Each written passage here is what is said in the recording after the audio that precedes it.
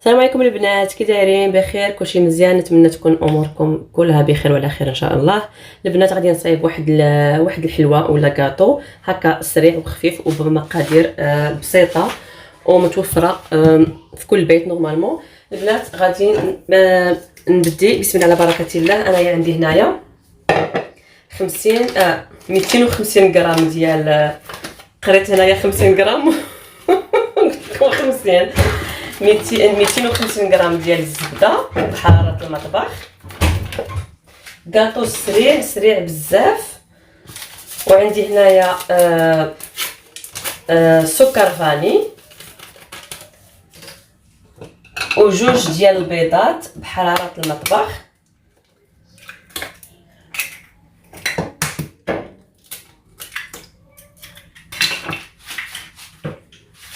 غادي نخدمهم مزيان.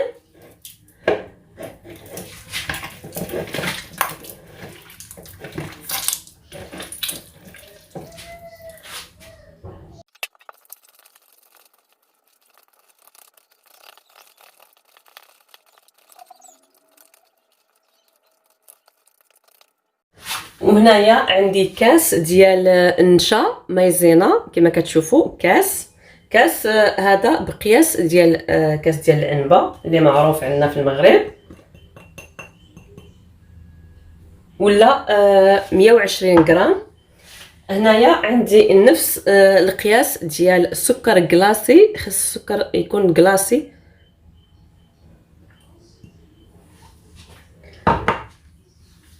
وواحد رشه تاع الملحه نسيت ما درتهاش في الاول. صافي غادي نخلط مزيان.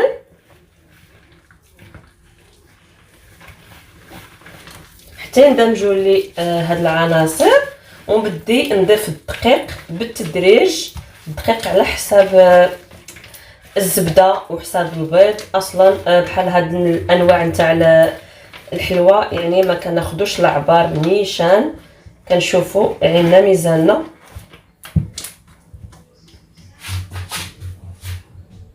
هنايا ضروري الدقيق يكون مغربل.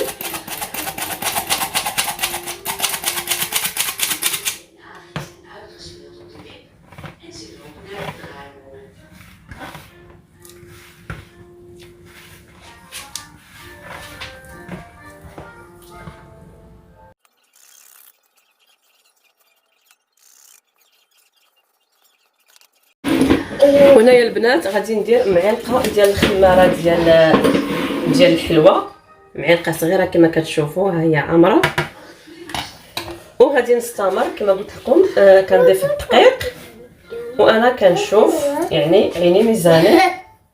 حاولوا ما تعجنوش هاد العجينه، يعني غير هكا بالصباع.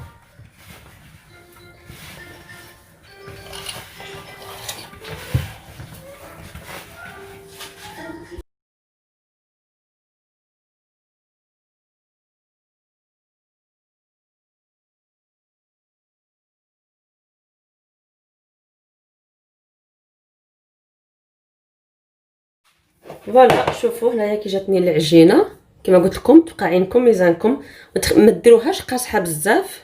كما تشوفوا انايا عندي راها مرخوفه، تجيكم على هذا الشكل. صافي غادي نغطيها بواحد البلاستيكه ولا نديرها في بلاستيك باش ما تيبسش، ونخليها هنايا. ونمشي دابا نجيب اللاطه اللي غادي تدخل الفران باش نبدي نشكلها ونديرها في اللاطه. هنايا بسم الله على بركه الله غادي نبدي نشكل هكا كويرات. كما قلت لكم ديروا الحجم اللي بغيتو، وحاولوا ديروهم يعني في نفس القياس.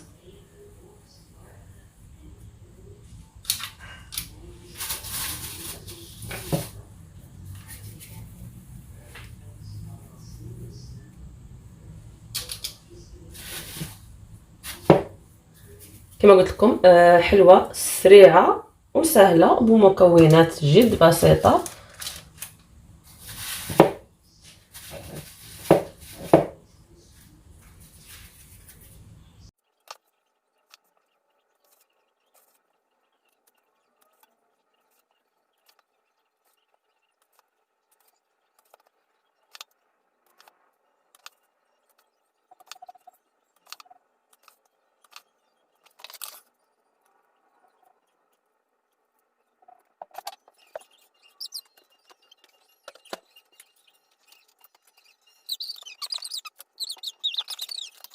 هي البنات بعد ما شكلت دوك الكويرات كما كتشوفوا انا خديت فرشيطه هنايا ولا شوكه وديروا لها على هذا الشكل. طابع ساهل موجود في كل دار. صافي تضغطوا عليها عشان هي خليتها هكاك في الاول ما ضغطش، بغيت نديرها هكا بالفرشيطه. فوالا كما كتشوفوا هكذا.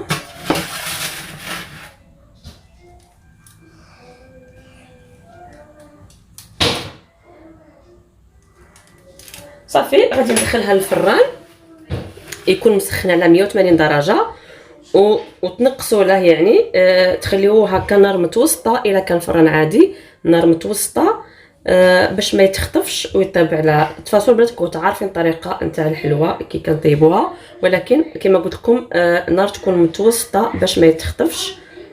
هيا البنات بغيت نشارك معكم هذه الوصفه نتاع الكحه ولا السعال.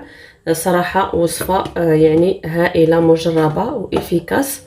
قلت نشاركها معكم لان هذه الفتره كما راكم عارفين غير ديال التغييرات نتاع الجو. مهم كلشي مرض، كلشي كيكح، كلشي. هاد الوصفه الصراحه كتقوي المناعه ومزيانه كما قلت لكم. الكحه ولا الكحبه ولا السعال كل واحد كيف كيقولها. كما كتشوفوا انايا عندي هنايا الشريحه اللي هي الكرموس اليابسه ولا التين المجفف، وعندي الثومه هكا خديت راس كبير ديال الثومه وقشرته. غادي نضيفوا عليها هكا باش نديرهم يتفوروا ولا يتبخروا.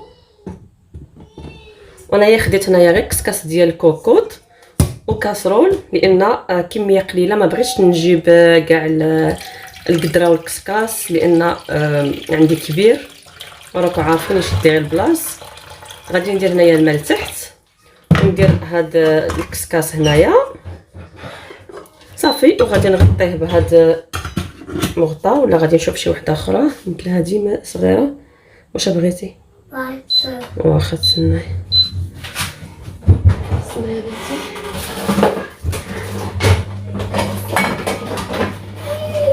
شوف هذه بالك تجي احسن. فوالا هذه احسن. مالك العيان؟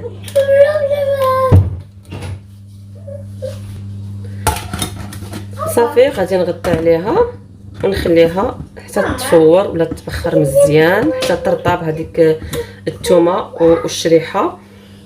عاد ندوز باش نقول لكم شنو غادي نضيف معاها المكون الثالث والاساسي. طلعوا عليها من تشوفوها طابت ديك كما كتشوفوا حتى الشكل نتاعها اللون نتاعها تغير والشكل يعني تنفخت وطابت كما كتشوفوا. الفرشيطه كتدخل فيها دغيا.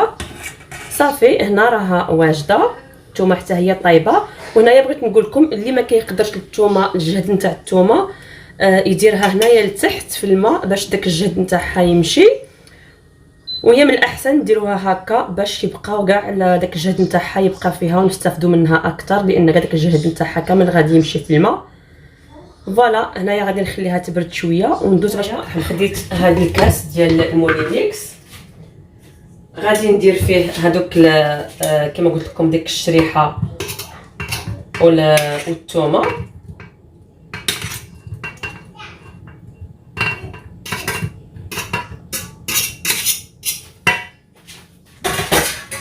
غادي نضيف عليهم واحد شويه نتاع زيت الزيتون ولا زيت العود باش ينطحن.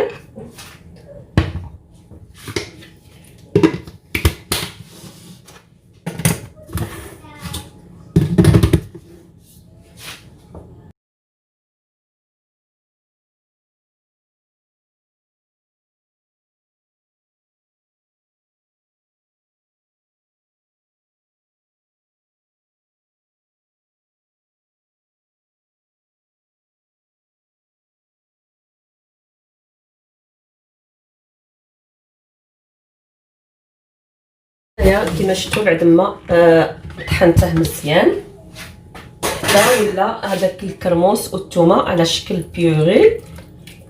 غادي نجيب هنايا انايا واحد العلبه بحال هكا. من الاحسن تكون تاع الزاج، انا ما عنديش ديال الزاج متوفره. غادي نديرها غير في هذه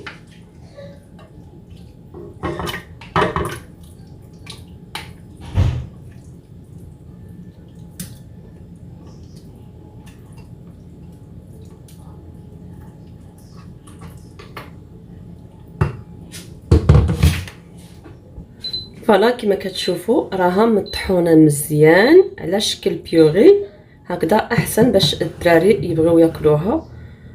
وراكم عارفين الدراري بحال هاد الحوايج ما كيبغيوش ياكلوهم، بصح انا كنوكلها لهم بالزز. صراحه كما قلت لكم البنات راها مجربه وصحيه بزاف وكتقوي المناعه كما كتعرفوا. المنافع ديال الثوم في تقويه المناعه، وزيت البلديه ما نهضروش عليها. كما شفتوا خص الزيت خصها تكون هكا فوق منها باش ما تخسرش، باش ما تفسدش زعما ما ديرلكمش. انا راها عندي الزيت بكميه كثيره. تاخذوا معلقه مع الصباح ومعلقه في الليل، راها ما تضركم ما والو، فاش ما بغيتو تاخذوها صافي. هنايا غادي نسد عليها وغادي نخليها هكا في شي مكان هكذا مظلم، ولا تحت البوطاجي ولا في شي بلاكار ولا.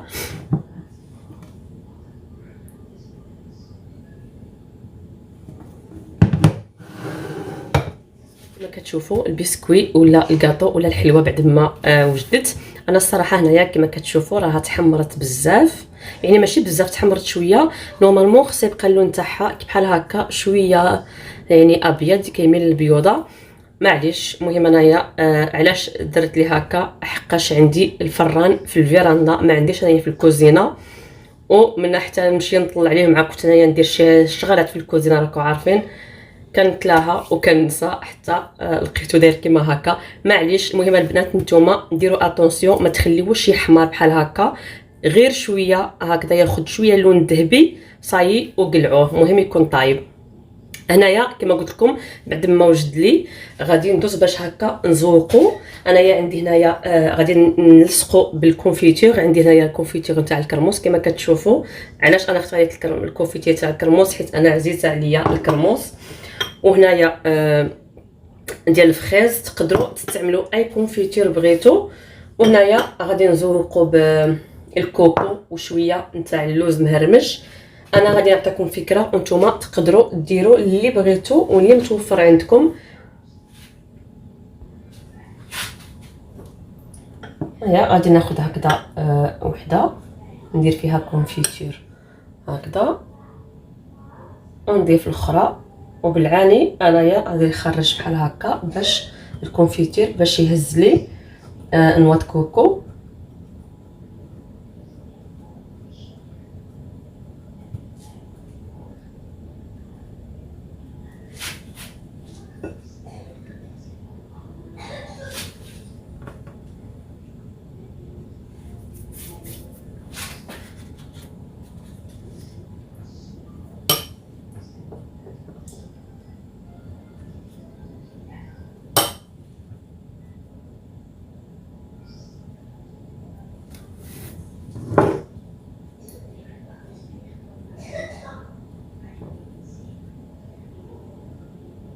ولا كما قلت لكم تقدروا ديروا تزينوا بالطريقه اللي بغيتو. وصراحه البنات هاد البسكوي كيجي هشيش بزاف، سورتو بهذيك المايزينا اللي درت فيه، صراحه كيجي رائع. مهم جربوه وحكموا. انا ما كنقول لكمش زعما شي وصفه ما كنديرهاش معكم، ما نبارطاجيهاش معكم الا ما كنتش متاكده منها 100%، ما غاديش نبارطاجيها معكم البنات، كونوا متاكدين.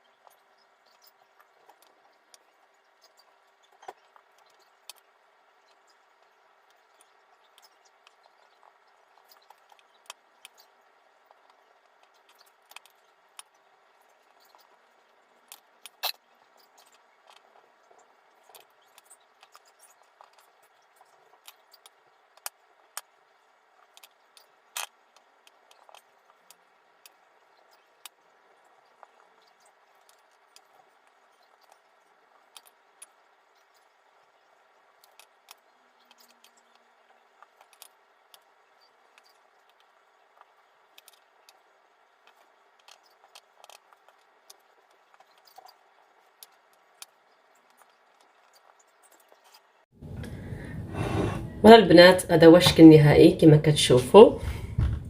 جا صراحه المنظر زوين وجربوها البنات، ضروري تجربوه وردوا عليا. كما قلت لكم في الفيديوهات السابقه انا كنوجد هاد الحلوى للذكرى لعيد مولد النبوي ان شاء الله باذن الله، اللي غادي نشارك معكم الفيديو الى احيانا الله وكنا في صحه جيده، فيديو كامل وبالتفصيل شنو غادي نوجد انايا ان شاء الله باذن الله في الذكرى عيد المولد النبوي الشريف. عفوا البنات، الى عجبكم هذا الكاطو اللي شاركت معكم جربوها البنات، جربوه وبارطاجيو معايا باش نشوف التطبيقات نتاعكم في انستغرام. يلا البنات، دابا غادي ندوز باش نوجد الماكله للدراري المدرسه، وغادي نشارك معكم شنو غادي شنو نعطيكم افكار هكا شنو كندير لهم انايا في بوكس لونش ديالهم. فوالا البنات، كما قلت لكم غادي نوجد الماكله للدراري اللي غادي يديو معاهم المدرسه في وقت الغداء. انا هنايا خديت لي طاختين، غادي ندهنهم هكذا بالمايونيز، شويه ديال المايونيز.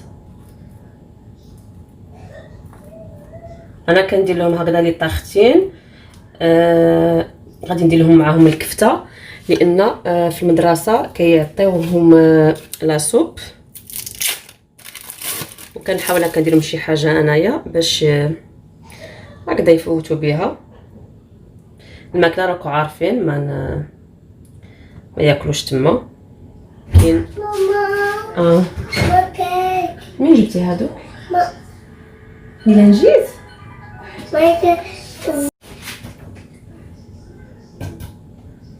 وهنايا غادي ندير لهم هكذا الكفته اللي كانت عندي واجده، كنت مقوماها ودايراها في الكونجيلاتور، كنجبد لهم ومشكلاتها هكذا، كنجبد لهم يعني غير القياس اللي غادي نديره لهم، وكل مره واسمو كندير لهم. قلت نشارك معاكم، شي واحد يقدر يكون مهتم. هذا راه شويه كبير، غادي نحاول نقص منه باش يجيني في لابواط.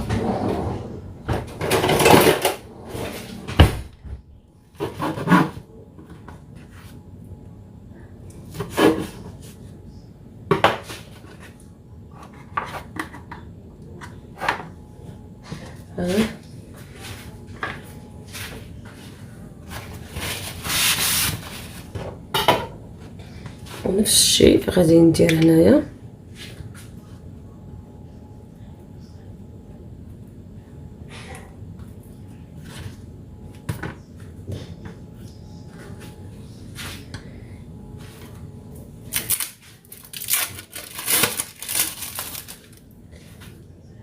هنايا غادي كندير الفرماج ديال الساندويتش كما شفتوا، وهذاك المورسو ديال الكفته، ونزيد له هكذا ساندويتش من فوق. انا كنوجدها لهم دابا في الليل زعما باش الصباح نكون ترونكيل.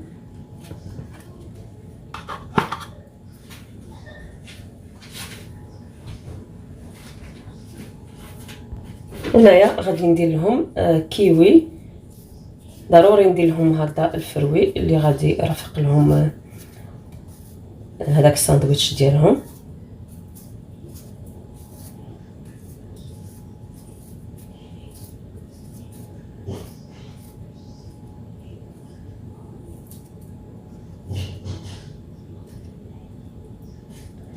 انا درت هنايا غير محمد وآلاء هنايا كتاكل في لاكريش، عندهم سيستم هكا الماكله هما كيديروها، بصح يعني عاطينهم لا ليست شنو تاكل شنو ما تاكلش، راكو عارفين هما ماكلتهم كي دايره.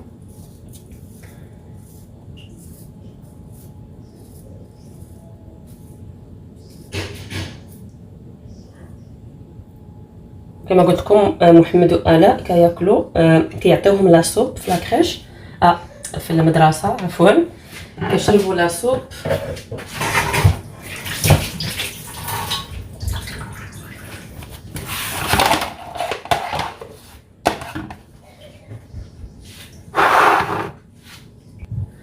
هنايا محمد غادي ندير له التمر،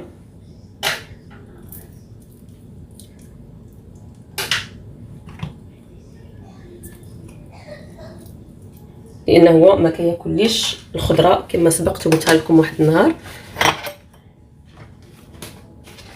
صافي لاباط تاعو راها واجده.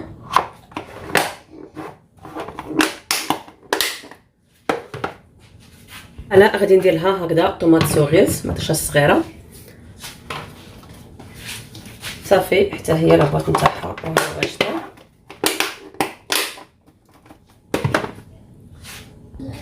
هنايا غادي ندير لهم بنان اللي كياخذوه مع العشره، استراحه نتاع العشره كما نقولوا حنايا، باوز كياخذوا تما شي حاجه نتاع الفروي. هيا كاين بنان،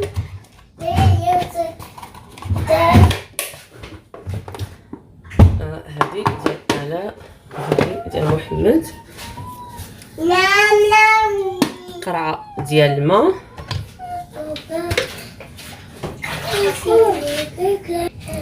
ومحمد تا هو قرعه ديال الماء ديالو. فوالا البنات كما شفتوا انايا وجدت لهم دابا الماكله ديالهم اللي غادي يديوها معاهم غدا ان شاء الله المدرسه. عطيت لكم فكره البنات اللي الا كنتوا انتريسي بحال هاد الحوايج نشارك معكم هكا اكلات اللي كان صحيه هكا كيديوها معاهم المدرسه، قولوها لي في التعليقات ان شاء الله، وانايا غادي نحاول هكا كل مره نشارك معكم الا كانت شي حاجه جديده. البنات الفيديو تاعي سالا ديال اليوم نتمنى يعجبكم، ونتمنى يعجبكم الوصفات اللي شاركت معاكم. واللي ما مشتركش معايا وكيشوف الفيديو اول مره كنقول له دير ابوني ولايك باش يوصلكم ديما الجديد، فعلوا الجرس. يلا نخليكم انا دابا حتى الفيديو جديد ان شاء الله. نتمنى يعجبكم الفيديو ويعجبكم المحتوى اللي كنقدم. انا كنحاول صراحه نشارك معكم هذاك الشيء اللي كندير واللي زعما يقدر ينفعكم. فوالا البنات يلا تهلاو في ريسانكم حتى الفيديو جديد ان شاء الله باذن الله الرحمن الرحيم. السلام عليكم.